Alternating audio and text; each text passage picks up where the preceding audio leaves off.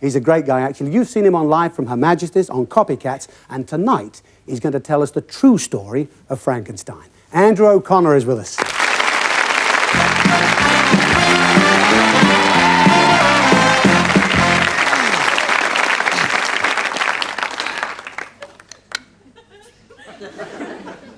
It was an eerie night, high in the hills of Bavaria. The moon was full. It had just eaten. And somewhere in the distance, an owl hooted. Somewhere in the distance, an owl hooted. Very good, yeah, very good. There was a heavy dew on the grass. He'd been thrown from the synagogue the night before.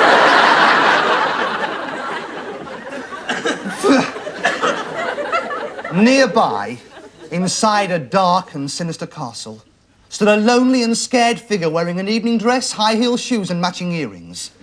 Yes, it was the very confused Dr. Frankenstein, who'd been trying for the past 20 years to create the perfect man. Out of bottle tops, toilet rolls and sticky back plastic. The doctor looked around him and suddenly realised that he'd laddered one of his stockings. Outside the castle, a twisted figure was scuttling along the drive. It was Baron Frankenstein's servant, a dwarf with a hump called Igor.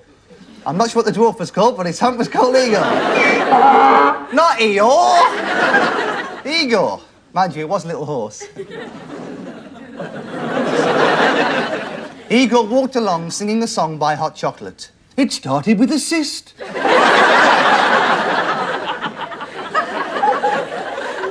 Meanwhile, back inside the castle, the Baron's door suddenly burst open. And there, outside the laboratory, was a 16-piece orchestra. No, it wasn't. No, it was Igor, who was dragging behind him a 23-stone corpse. Hold it. I said 23-stone corpse, not 20 keystone cops.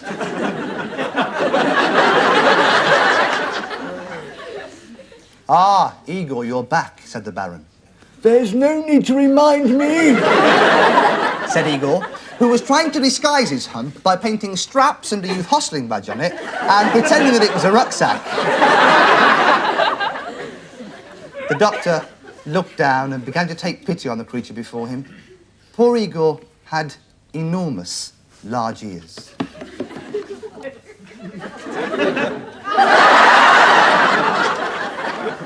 He had a large, bulbous nose, glasses, and a moustache.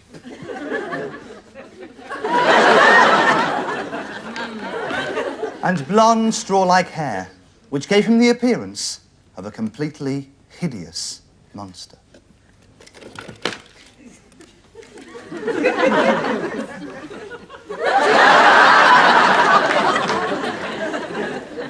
Igor's face fell.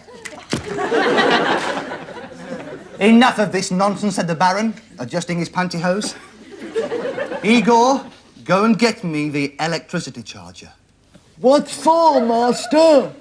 Isn't it obvious? Electricity, a human corpse, this is for life! Hold it! I said this is for life, not this is your life.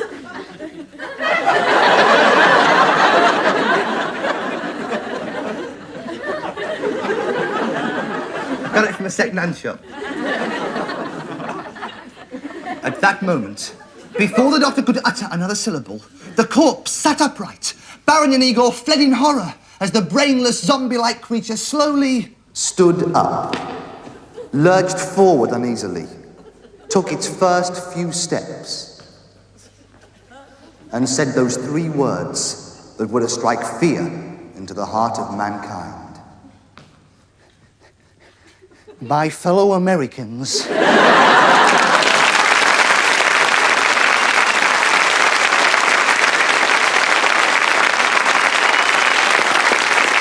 Hi, Andrew. Good. Good spot, as always. Thank you.